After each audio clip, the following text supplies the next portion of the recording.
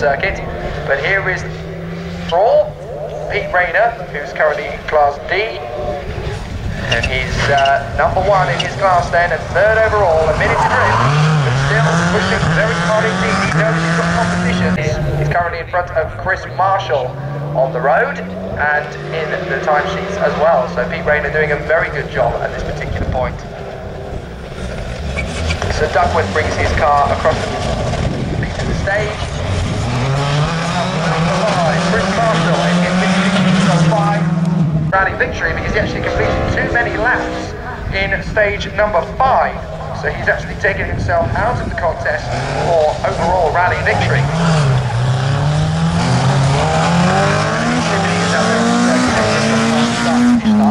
Being balked a little bit there by one of the sprinters who's currently on the run through the chicane after the mountain, and it's number 6, Gawain Clark in his Subaru Impreza as he ploughs towards Hall End. Into the right, into the left, looking very nice and tidy as he does so. It's looking perfectly safe and serene for Gawain Clark at the present moment. The clouds are pouring in once again. Little sunshine and rain that we had seemed to disappear from us once again, so a bit of a disappointment for some of the competitors. Quite hot in comparison to some of his competitors. So he's just taking it nice and easy for the time being by the look of it, just trying to hold his position. The whole point of rallying is that you stay on the straight and narrow, you stay consistent, you try to finish as well as you can over the course of all of the stages, and you try and stay consistent. Now here's an uphill pair, David and Jane Robertson, husband and wife. I was just talking about him, 16, Andrew Turner. He's currently leading Class B, and that puts him 7th overall in the rally. So he's doing a very good job at the moment. Number 16, Andrew Turner, out in the at the moment. Now several of the competitors are quickly as they could. The trouble is they've got to merge with the competitors who are currently on track, and here's 21, David Patrick. Very interesting car, that one, the 21 Opel Manta. When it first rolled, and that Opel Manta, he's trying to pull away from Carver, who's in a Vauxhall Chevette, number 33. I'll point that one out to you because that's quite an impressive sight as well. So very different, which I hope will be pushing their way forward to try and overtake their colleagues in class. And here's one that wants to move up Class E, 24, Matthew Gray. He's in the Ford Sierra Sapphire Cosworth, yellow and blue machine. A very famous British career. And down at the bottom, we've got the chairman co-driving for Mel Hudson as they make their way up the mountain. In a BMW 30, here they come. All I've seen is this stage. Certainly not as dramatic as that before on stage 5. There's a lot of that in stage 7. So cars continuing their runs. 23 has just come onto the track. That's Chris Dakin, or is that him just completing his run? I believe. No, 26 is through now. 26, that's Martin P. Pushing all the way and still trying to eke out extra seconds from the corners as he lines the car up very dynamically through some of the parts of the course. Looks like Dakin is about to finish his stage in 20. And Roger Duckworth is part of the Forest of Dean Motor Club and hoping for a very comfortable end to this rally. It's looking quite good for him at the moment, but there is only 5 seconds separating Duckworth from Graham Coffey after the first 6 stages.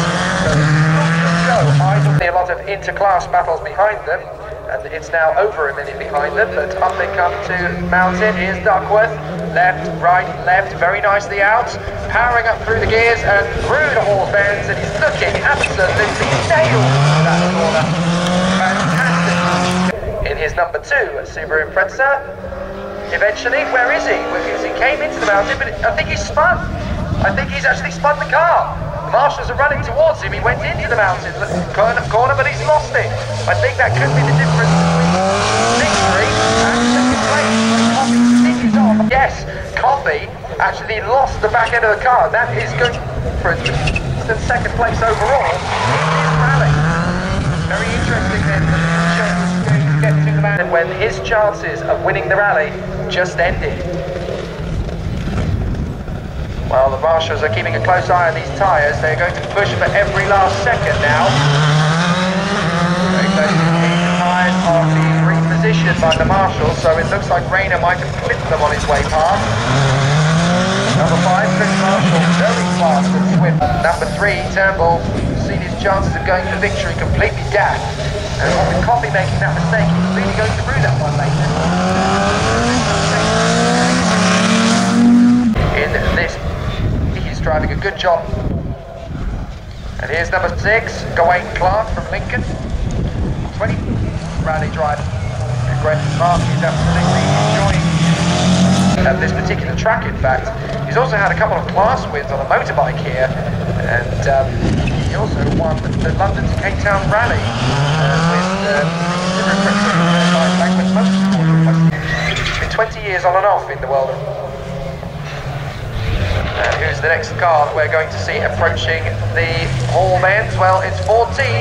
Once again, it's this wife and husband combination. Approaches the Hall Bends first over the top of the chicane. It's number 19. That's Richard Hunt in his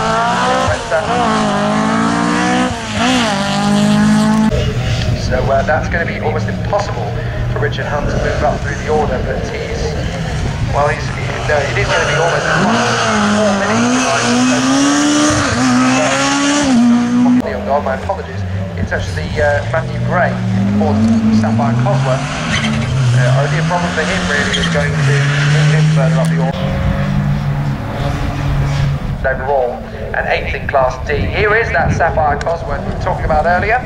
24, Matthew Gray. The oldest car in class is a four-wheel drive rally car. He's 9th in class, quite a long way ahead of the 3 cars he's battling with: Trev Silcock, Dave Turnbull and Gary Wade. So Dave Turnbull was of course one of the cars battling for position earlier on. He's not going to finish very high at all. So they're slowly trying to pick up progress. They had a class, another 5th stage up. So now they're just trying to make up the numbers and keep on pushing on. They may well get into the top 3 by the end. 26 being driven with it very quietly after a bit of a wild start. And here's Stuart Popplewell, number 27 in the Volkswagen Golf. He looks to be through those S's in brilliant fashion earlier on, and now he's taking it nice and steady. The car's not finding it so difficult to get through those tyres of a chicane because obviously they haven't built up the speed as they would have done when they were travelling in the opposite direction from Hall Bends. They don't have his way. Certainly didn't hit anything, so still driving perfectly. And up the top of the mountain now, it's the number 26 Peugeot being driven by Martin Peters, Class C, 5th position so far. Tough braking. Hold it together. That really was the closest we've come to a car losing it on descent down towards the start-finish straight, but Martin Peters brilliantly controlling the car. He brakes perfectly well. Brakes are on halfway down the descent. He wants to take his time. He wants to get to the end of the rally. He certainly doesn't want to professional. These rally drivers really are. Fantastic work so far.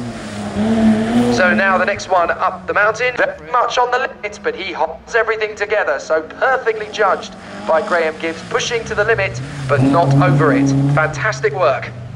Set down on it. But anyway, Martin gets through perfectly fine.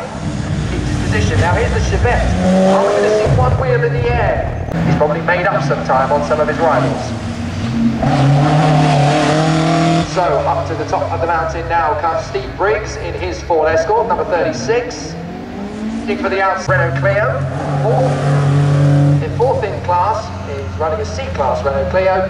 Gets through this chicane nicely. Now how is he going to cope? Corner, and he manages to get through nicely. He's already on the brakes before he gets all the way down.